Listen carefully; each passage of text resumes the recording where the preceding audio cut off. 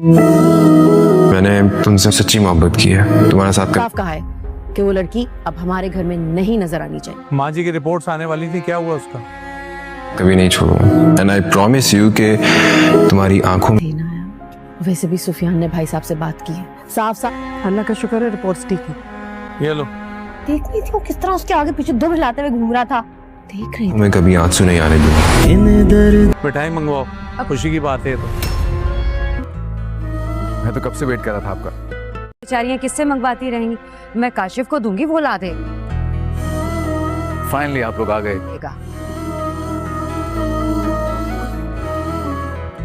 आखिरकार अनाया ने राहील और मिनाल की शादी करवा ही दी है। अब इन दोनों की शादी का दिन आ चुका है, जहां पर बारी को सबसे ज्यादा इंतजार प्रिशे का है। अब प्रिशे जब शादी में आएगी तो बारी इसे देखकर बहुत ज्यादा खुश हो जाएगा, लेकिन वहीं पर अनाया के जेलसी का तो कोई ठिकाना ही नहीं है। वो उसी वक्त अपनी माँ से ये बोलना शुरू कर देगी कि ये यहाँ पर क्या कर रही है। अब अनाया का बाप भी बारी और इसके घर वालों से बोल देगा कि आज के बाद ये लड़की कभी भी इनके घर में नहीं आनी चाहिए। अब अनाया की चालें यहाँ से शुरू हो जाएगी और वह दोबारा से बारी और प्रिशे को एक दूसरे से अलग करने की कोशिश करेगी।